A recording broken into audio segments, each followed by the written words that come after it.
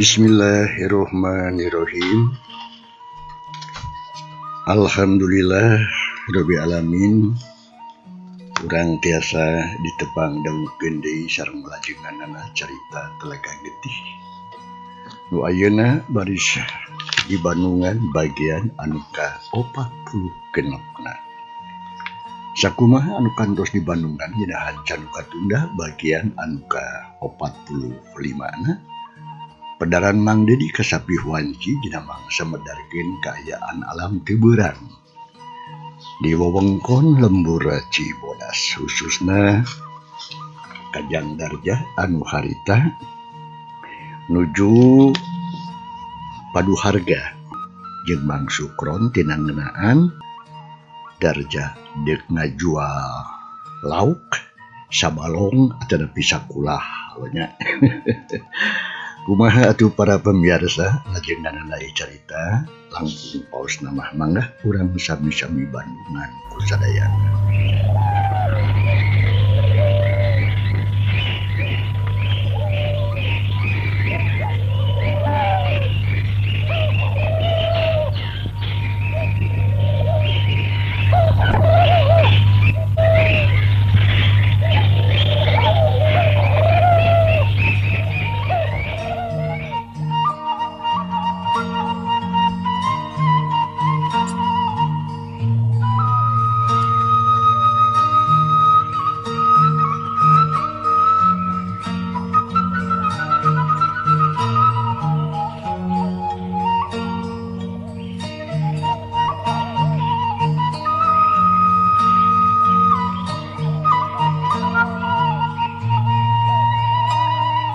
Kaayaan alam harita teh beuki beurang bae. Breh atuh harita hiji kulah atawa balong anu gede pisan. Laukna tingku cebek. Matak pikabitaeun jeung keulede di laukna teh. Breh aya 3 jalma. Horeng si mana horeng atuh. Mang Sukron jeung anakna anu katelah jang delon teh. Harita teh keur paadu regeng soal harga. Malahan mah pok atuh harita Mang Sukron. Aduh, sakit nya Aden. Jantan hoyong 50.000 sadayana nya. Nah teh tiasa kirang kitu Aden. Mang Sukron. Nya teu bisa atuh. Malah sakitu mah tugas kawilang murah. Ya, itu oge lamun Mang Sukron wani, cenah eta teh wani. Kan mah rek dijual ka batur ku kuring meureun. Da mah burung loba anu daekeun. Kitu ceuk Darjah. Jiga nu sumuhun teu butuh. Ngadengeh kekecapan kitu ti Darjah atuh Mang Sukron ret ngareret ka si Dolen. Anu ti tadi ukur ngabandungan we wungkul. Malah harita atuh Mang Sukron harewos ka anakna. Kumaha jang ya wani henteu lamun hargana sakitu len. Ret atuh si Dolen ngareret ka bapana pok harita. Ngaboka teuing atuh kumaha bapa we perkawis pangaos Bapak. Tapi jigana mah ya jigana laukna teh seueur Bapak. Nurutkeun tinggalian abdi mah tu geuning. Menika patin bujebeg kitu cek si Dolen bari jeung munjuk ka tengah kulah. Lantaran memang heueuh katinggalina teu loba teh tingku dibog. Nya teu dek loba kumaha atuh ari anu kudu boga nama nyatana Juragan Subrata. Memang ngahaja eta kulah teh dipelahkan ku lauk-lauk emas anu meunang ngabibitkeun sorangan.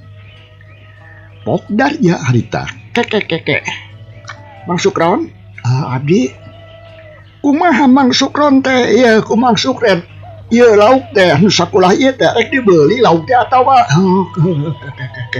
nya jantan we atuh Aden lah nya kami kitu nanging da artosna kita can aya sadayana ieu teh mung aya satengahna alias 25.000 tah engke pasosonten tah kupun Mang disangakeun ka bumi Aden ka ditu keke heula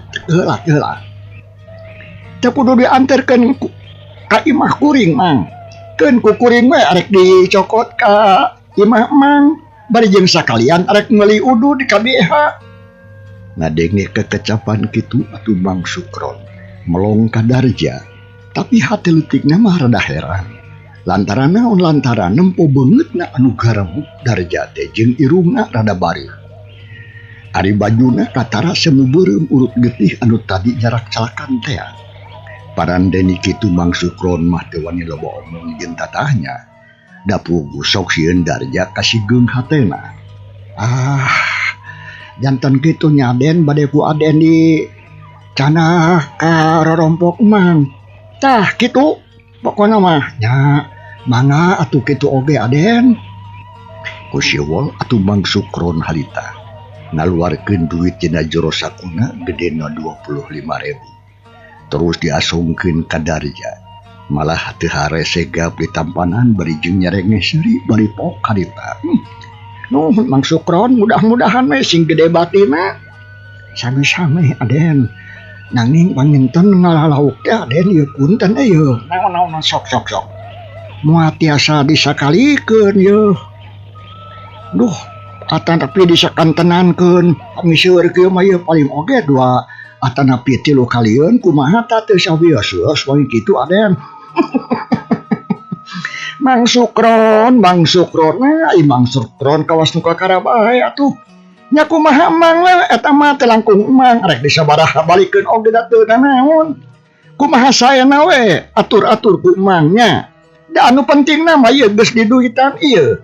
Cenah eta urusan lauk namanya. Sok we kumaha Mang. Oh nya nuhun atuh pami kitu mah aden.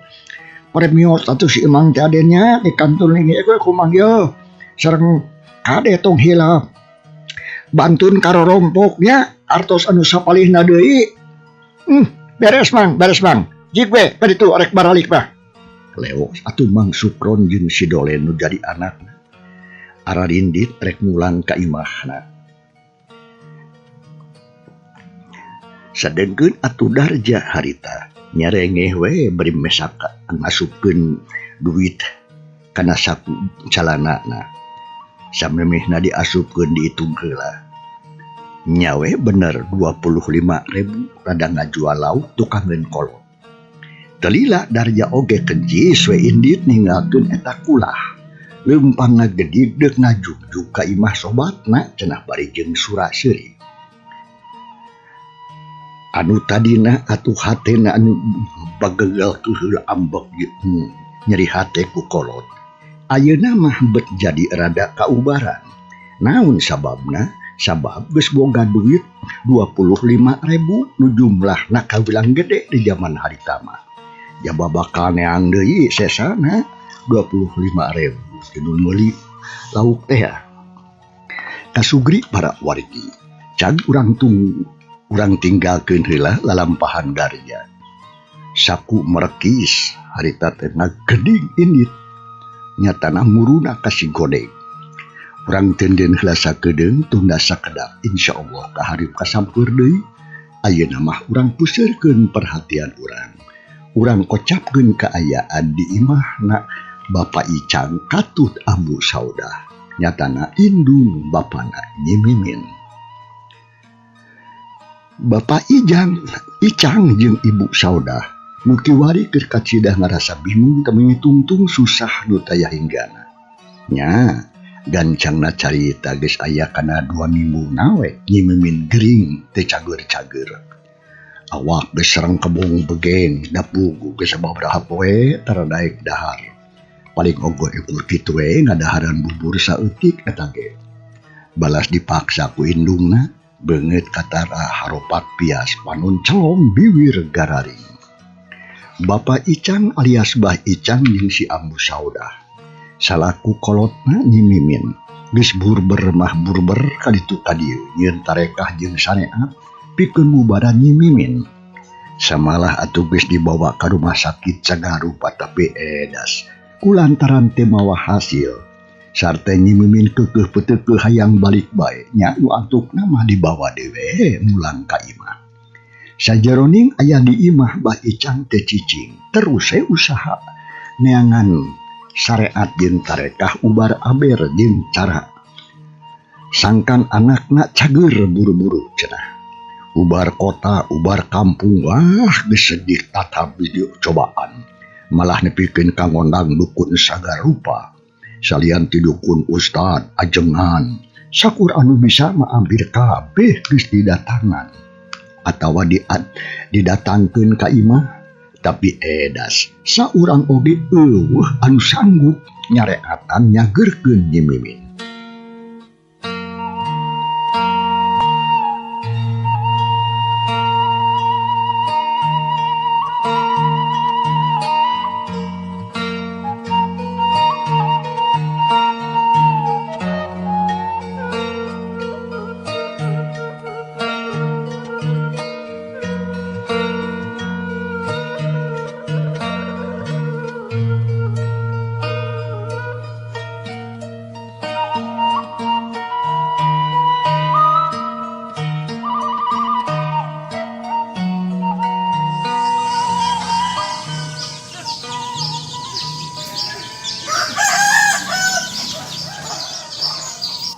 Nya nu akhirna mah kaundangu. Dina hiji poe harita teh isu-isu. Mata poe ge moncorong ti belah wetan. Langit lenglang ben ras taya tedeng aling-aling. Ayam jago reang kongkorongo pasalang jeung sora manuk pating arajlong dina dahan. Daun sampul pating aroyag katiup ku angin. Daun cau pating arulang katebak ku angin litik anu sumilir. Nya dina kaayaan alam kitu Nyi Mimin anu sarena di tengah imah geus nyaring melah terus cungkeulung cengkat kitu ge lamun pisan bari jeung cungar cengir luak liuk neangan indung jeung bapana anu eueuh di dinya. Ma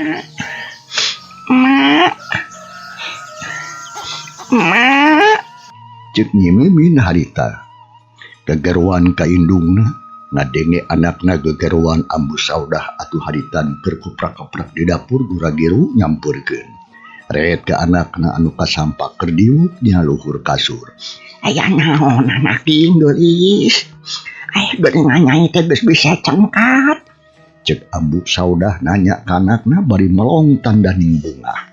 Nya mah, abi teh bosan ngagoler bae mah. Jeung deui meuni calarangkeul awak teh mah mun bisa mama hayang moyan abdi teh mah alah tong waka moyan geulis atuh nyai geus bae cicing sok golerkeun tong waka hayang kaluar tapi kumaha ari kaayaan hidupna geus rada mendingan ieu teh geuningan bet geus bisa diuk ayeuna mah anak ing boboga mendingan mah ayeuna mah awak teh karasana tos asa harambang harimpin teu kawas kamari teuing mah. Cek Nyi Mimin ngawalon kana pananya ti indungna anu memang ayeuna mah karasa awak teh cenah rada harampang teu gari geuting kawas kamari. Alhamdulillah ya Allah Gusti. Agung jiga namanya teh geus rek maju ka cager beureun ari kitu mah bunga ambu teh nyai ningalina oge ari hidup jag-jag belejag mah tapi kade anak ting tong wakayang moyan kaluarnya lantaran bisi karugrag deui geurang teh geus tong wakayang ngelempangan sok cicing we di jero imah kainya sakodongnya tuh mata nyeta yang moyan ngeselila tenempok mata poe sareng tenempok kayaan di luar. Nyi Mimin keukeuh hayang moyan di luar pajarkeun teh sabab geus ngarasa bosan da pugu atuh geus sababaraha poe aya di jero imah ngan ukur kitu we ngagoler jeung kucap kiceuk ngadenge ka hayang jadi anak kitu pok atuh harita ibu sauda nya teu naon ari kitu mah atuh anak ing asa ulah liat teuing di luar nanya yo geulis anak ing anak ibu urang bantuan nangtung sok bisi lieur ari sosorangan mah bisi ti kusruk nyayu atuh mah mende abdi oge teu kuat nangtung sorangan tapi rek dipaksakeun ya dikuatkeun jung Nyi Mimin jungjungan maksudna rek nangtung terus dicekelan ku indungna lantaran bisi labuh teh sorangan mah nya terus ditungtun teteh lah geus kuat lempang Sanggeus teu piget nyimemin diuk dina golodog awakna kasorot ku mata poe anu keur beujeuhna haneut moyang. Ari mata poe kaburuan barijeng nempokeun anak hayam anu keur arulin. Bareng jeung kitu torojo atuh bapana nyatana Bapa Icang jeung saurang jajaka nu tayalian iwalti adina nyimimin. Ngaranna teh Jangdani anu sapopoena teh duduk di kota sabab keur nuluykeun sakola cenah. Tapi kulantaran ayeuna mah kaparangan keur libur atawa keur pare sakola. Jangdani harita balik ka lembur. Sakalian ngalongok lanceukna cenah minta resih teh anu katarajang gering. Pok Bapa Icang harita. Alhamdulillah geuning hidup geus bisa moyan ayeuna mah euy. Gitu ceuk Bapa Icang bari panon melong ka anakna nyatana nyimimin. Hatena ngerasa bungah nempok anak nu katinggal geus mimiti aya kamajuan. Ngaras pisan Abah. Abdi teh rada sakinten ayeuna mah. Tapi kage cu, ulah boga rasa geus jagjag lantaran bisi karugrak. Ceuk Abah Icang kacida ngarasa bungah. Peda eta nempo anak geus bisa moyan. Kawasaan muntruk-muntruk rek maju ka cager. Samohon tetehnya saena mah tong lamit teuing moyan teh. Margi laras pisan kasahuran Abah teh bilih engke karugrag. Teteh moal karugrag teteh madani. Sabab karasana mah awak teh beut asa gerenah ieu teh haram panghimpin teu nyereri deui nya. Naon alhamdulillah atuh teh kumaha we atuh sing narasnya damangna sarta tiasa jagjag belejag deui kawas sabihara-bihari nyatenya ceuk Jangdani. Natetehkeun kalanceukna teh. Ngarasa atoh Jangdani teh cingreg-greg hate. Paroman katara biar marah mae. Yang sok atuh. Baturan kadinya lanceuk hicap si teteh tetah teh abah teh rek ajar heula kedeung. Hayang nginum ya duh. Ya. Samohon mangga atuh Bapa bade kalebet mah. Sario teh mimin mah. Abdi direncangan di dieu. Leos atuh Bapa Icang ka jero imah. Dituturkeun ku si Ambu terus kebat buru ka tukang. Sadengkeun nyimimin jeung adina nyatana Jangdani perung we ngarobrol baun anu sono pisan. Ari sabab geus heula teu panggih-panggih. Jeung deui jarang pisan boga kasempetan kawas kitu teh. Pok atuh harita nyimimin. Kumaha? Adi sakola teh Dani. Di kota teh betah juga nama tere lulus meureunnya sakola teh. Taras pisan teh betah nama betah teh abdi mah sarengna deui lamun teu aya halangan harungan mah mung sataun deui oge bakal lulus tah engke insyaallah lamun tos lulus abdi mah bade wangsul deui we ka lembur pamit tiasa mah hoyong ngiring damel sareng Kang Darma da geuningan meuni majeng pausahana teh katinggalna mah. Kitu ceuk Jangdani. Boga niat hayang milu gawe ngilu gawe bareng jeung Darma. Lamun pareng engke geus lulus sakola pajarkeun teh. Ngadenge kitu minta resih meuni rumenghap. Ngadenge ngaran Darma disebut-sebut. Hatena ngalanya samalah mah jadi nalang saras ingatkan Darma lalaki anu dipikah hayang ku manehna. Nu nepikeun ka kiwari can aya muntru-muntruna namun can aya pisan harapan bakal laksana kauntun kepung. Da pugu atuh boro-boro kabisa deukeut panggih oge jarang jeung Darma teh. Kitu deui atuh ngeunaan Darja anu cenah mah rek mantuan ka manehna. Tapi edas kelakah ngareles nepikeun ka kiwari teu atawa langka panggih jeung irung-irungna acan. Sanggeus aya sawatara waktu umah ngararobrol nyimimin jeung adina. Duanana parindah ka jero imah lantaran kaayaan di luar teh panan poe geus karasa. Kumimin mah rada panas da pugu geus luhur poe teh. Ngarayapna maju ka beurang. Sanggeus aya di jero imah terus brak atuh dalahar ngariung balak kecerakan sakula warga bangun anu suka bungah galumbira. Samalah ayeuna mah nyumin oge daek dahar puguh we atuh Bah Icam jeung si Ambut saudah ka Cidabungah tu teu aya hinggana. Latwe maranehna mah poho deui kana naon rupa kajadian-kajadian anu geus kaliwat.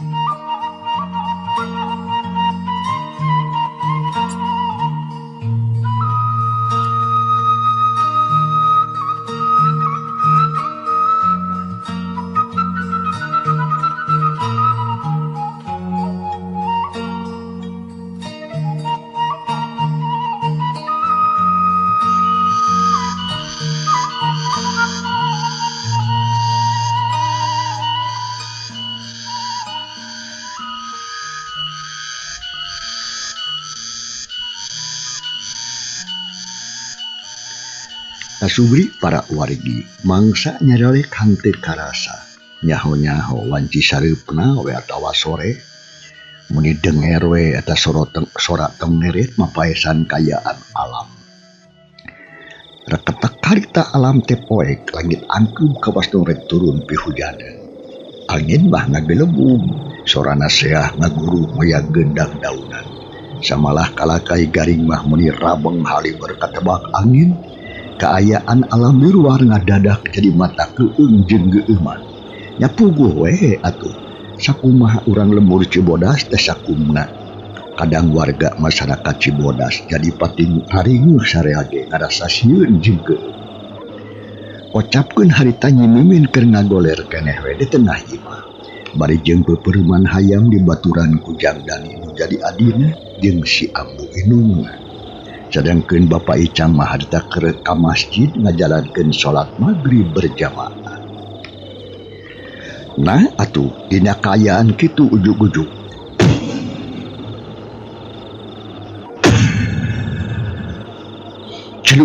Cileger buak pantu imah enam. Jo muka menikeun ka ngekemlang atuh hiuk angin asup ka jero imah. Jang Dani jeung indungna duanan oge ngarenjang.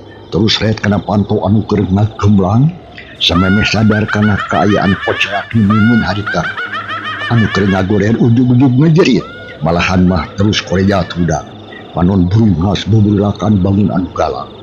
Nampok kajadian kitu si Ambu saudah ruas terus ngadeuketan ka anakna hatena jadi tagiwur atung tutunggulan. Nyai anak Mimin kunaon deui hidup teh? Cek Ambu saudah nanya ka Nyi Mimin hatena bet jadi pating sareblang. Red Nyi Mimin ka indung dah sorot panuna katara semenu huruf estuning matak muringkak bulu punduk.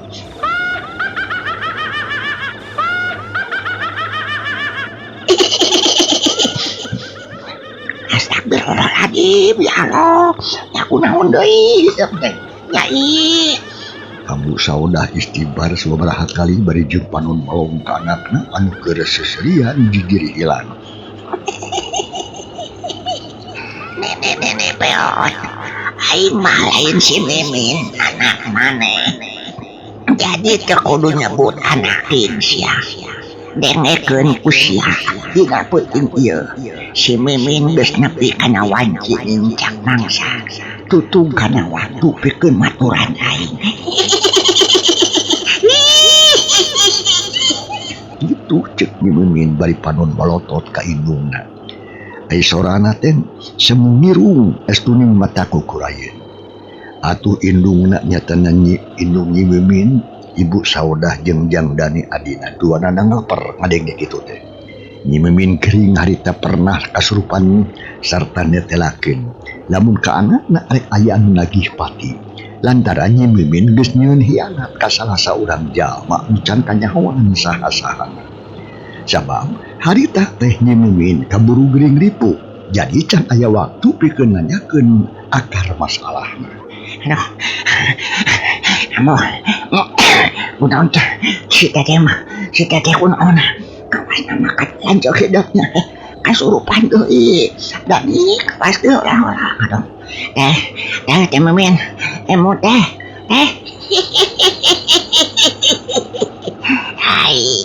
Lain lancuk sianya. Gitu cek Nyi Mimin. Panon melotot ka Jang Dani beri jeung terus gagaro kana sirah. Malah buuk na oge awut-awutan nya pugoe atuh jadi ngararawig atuh ning matak pikasieun. Ya, ganjang susulan bapak hidup ke masjid sok. Buru ka ditu. Emang nangam mabok. Jung atuh harita Jangdani nangtung maksudna mah arek susulan bapana cenah di masjid. Tapi edas berenjeng kitu sakilat Mimin ngoreja terus. Cileung loncat buru kana pantu anu geus ngagemlang tadi teh. Nu saterusna pangaperumbeng lumpat bari jeung cicirilan. Nampuk kitu atuh Jangdani jeung indungna reuas. Keleuweuh atuh ambu saudahat teh ngageruan ka anakna anu geus ngabecir ninggalkeun imakna. Nyanyi, anak ini hidup mereka mana ya Gusti, Nu Agung. Si ambuh tungtung nama jadi garu singsat, garu-garu teu ateul bari jeung rawah liwih teu puguh apa. Da puguh bakat ku soak, gawena ukur kitu we suruntal sirintil teu puguh urus. Ari Jangdani atuh teu loba deui pikir harta keneh beretek atuh muru kana panton cileung atuh kaburuan torong pengungwat bari jeung kekeleueuhan menta tulung ka tatanggana. Tolong Teh Mimin kabur, tolong. Cek Jangdani lumpat sakuat tenaga. Hayang mudag lanceukna maksudna mah. Sedengkeun atuh Mbah Icang harita kitu deui anu sejenna harita teh karek rengse salat magrib. Nya barang ngadenge aya sora nu kekeleueuhan menta tulung buriok atuh. Meh hampir kabeh kalaluar bari jeung ceritanya. Aya naon ieu teh? Cek Jang Darma di harita. Anu harita kaperengan aya di masjid nanya bari jeung cudag cideug culang cileuk. Aduh, dokat Raden, da teu acan perang. Nah, aya naonnya?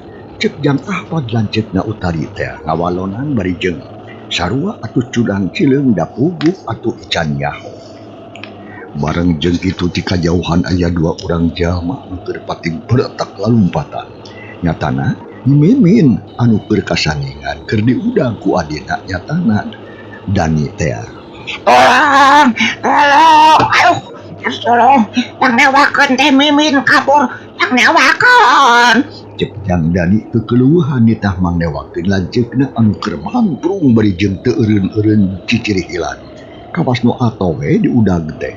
Tapi sakur anu area di dinya can ngarti kanu harita keur kajadian da puguh sora Jang Dani teh teu pati jelas.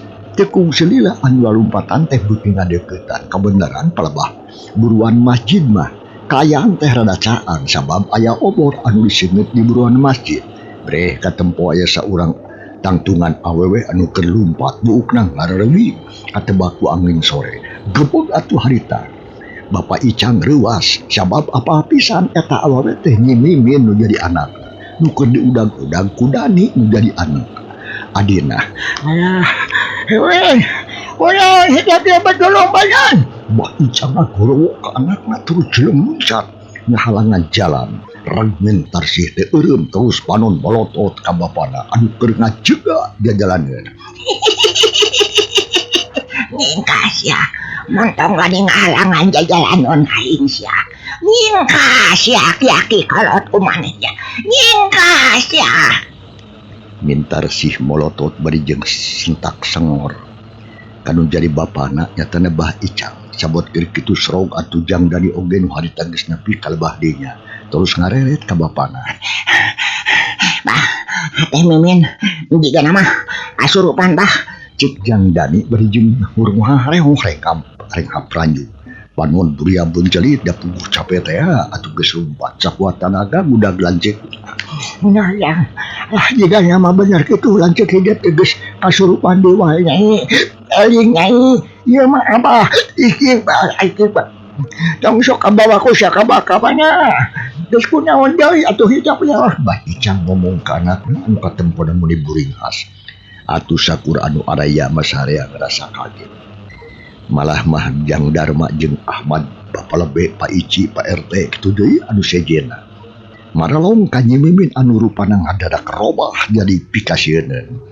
Yes ya, aki-aki pelawat ningkas ya.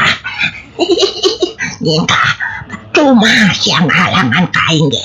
Sabab puting ieu si Mimin geus jadi milik aing. Cek dimintar si sesentakan molotot ka bapana yang takabah Icang. Anu leungeunna tutunjuk teh ingkah. Nya pugu sarea oge ngaranjug ngadenge kitu mah. Lah, jika itu pada mereka aku mah, terus dia tulungan atuh punanya. Bah Icang nyala ngareret ka bapa lebe anu harita keur nempokeun jeung anu sijena. Samalah nu borangan mah terus we harita kene mah mundur da pugu sieun jeung keeu. Pok harita bapa lebe. Ya mun kitu mah ulah diancam sok kepung nya mimin. Susah ya. Tong sina bisa lompat. Sabab lamun diancam jelas-jelas ye bakal ngabahayakeun kana dirinya. Sok kepung. Tong cari jeung wae tuh kepung. Cek bapa lebe harita. Jika nu ngawakilan nyatana ka bapa lebe. Harita teh atuh Pak Lebe mere parentah di kasarea atuh ngadenge kitu mah harita. Hampir kabeh harita nu kasebut lalaki ngora batur jagjag sararingkil. Telila srog-srog maraju ka hareup terus ningker bari jeung tatan-tatan rek ngawak Nyi Mimin cenah. Nempo kitu Nyi Mimin atuh beuki ambek sabab pamaksudana asa aya nu ngahalangan. Dari sakabeh rek ngahalangan aing. Sia jurig anu aya dina kurungan Nyi Mimin. Ganjang nyingkah sia. Lamun henteu bu aing dijuru. Cek bapa lebe harita teh disaksian ku sarerea.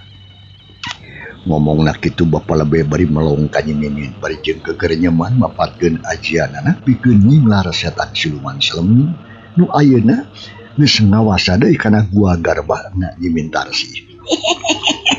Sok sia duruk aing. Nah dikira aing rek sieun. Allah sia. Dasar setan bangkawara sia. Yang aman. Abde. Kita jekeun eta obor teh euy. Keun urang duruk bedatak wae. Ya, meni kuasa ka binya-binya ceuing. Mangga palebe ye.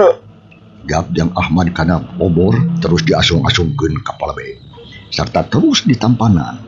Setan, sok sia. Weuh diduruk sekali. Bapa labe ngasungkeun obor ka hareupeun Nyi Mimin. Seundeuna luak leo katebak wangin peuting. Nempo kitu cekikik Nyi Mimin dek lakas seserian semu ngiru. Aing mah tong sieun kusono. Kalawan teu disangka-sangka ku sakilat tetalina Nyi Mimin ngarawe obor anu keur dicekalan ku bapa lebe. Karabak beueur we ta obor teh dibalankeun pas pisan ka pelebah Bapak RT jeung Jang Dulo. Nya puguh we atuh harta reuwas. Cileung duanana oge bareng luncat ka gigir bari jeung pating garwa nahieun ka benangan ku obor. Alah, sia hampir kena kawin euy. Ya. Dasar jurig jauyahan tah. Cek Bapak RT bari jeung leumpang ngageang. Bareng jeung kitu jeleng Nyi Mimin luncat beretak lompat terus atuh ngabecir bari jeung teu eureun-eureun ciciri hilang teu nulih ka sarerea. Astagfirullahaladzim. Nyi Mimin kabur oi. Udah. Bapak RT ngagorowok nepikeun ka nongeng-nongeng we diranteng urat beungna ge. Mere parentah sangkan budak Nyi Mimin cenah. Malah berembang lompat heula. Nampo kitu atuh jeleng Jang Ahmad luncat disusul ku Jang Darma jeung Bapak Ici. Kitu deui anu sejena. Nya anu akhirna mah berembang sare hampir meh bareng ngalumpatkan budak-budak Nyi Mimin anu geus mantrung lil ibarat budak kabur tidak pandang. Dina kaayaan alam poe peuting Nyi Mintarsih lumpat jojorelatan. Awakna karasa hampang himping juga kakalayangan kawas aya nu mawa we. Buuk panjang Nyi Min teh diliaban jeung sora serina tah cicihiran teh. Estuning mata keung jeung mata bringkak tulupun. Areng, bayin nyai Mimin bayin. Bah Icang sirikna ongeng-ongengan bari jeung lumpat itu kan. Harita teh keluhan tah balik kanu jadi anak. Nyi Mimin atuh padang udag ku balarea. Diboro kawas kabegu bae nya atuh gue. Kaayaan di lemur tebet jadi ibu. Barudak-barudak anu geus rek sarare harudang deui terus careurik jigana bae budak teh reuaseun. Kolot budak awe lalaki Der kala luar ti jero imah. Malah reang naranyakeun aya naon nu saterusna mah pating belecere milu mudah lalaki nama malahan mah pating gorowo silih bejaan aya nu mawa obor aya anu mawa batre. Kaayaan penting harita ngadadak jadi pahibut jeung jadi caraan ku cahaya obor. Nyi Mimin melatang lumpat ka belah kaler nuru ka kebon jahe bring atuh padang budak. Bapak RT lompatna meningat heang harita dituturkeun ku Bapak Ici katut anu sejena. Ayah, Kang Ahmad penggaji berat dong, oi. Sok boro-boro. Pak RT ngagorowo Kajang Ahmad anu lumpat apa tutur jeung Darma. Mangga Pak RT. Aden, udah kepai tongo. Mangga Kang. Jelem atuh dahri Kajang Ahmad jeung Darma bareng atuh laluncatan ka solokan. Sorono jeung Ahmad atuh sorena. Beretak deui atuh lumpat deui nulih kana kanyeri. Malah halumpatna leuwih tarik batan tadi bakat ku hayang geura-geura bisa nyusul ka Nyi Mimin. Jang Ahmad jeung Darma lumpatna motong jalan sabab hayang geura anjog ka belah tonggo. Tapi rok aya jalan teh rada nanyak lebah dinya mah. Sajabana ti kitu tincakeun teh atuh teurat tada puguh jalan tegalan. Anu ngarudag sarea oge buru ka pelebah dinya anu mamawa obor beuki loba seuneuna teh pating galebur. Nyaangan kaayaan di eta tempat. Cak para pamirsa, ieu carita urang tunda heula. Kumaha atuh lajenganana? Insyaallah manidi baris maluruh dina bagian anu ka 47 na nya. Hatur nuhun loh kumarupi perhatosana wilujeng kantun kasadayana. Wassalamualaikum warahmatullahi wabarakatuh.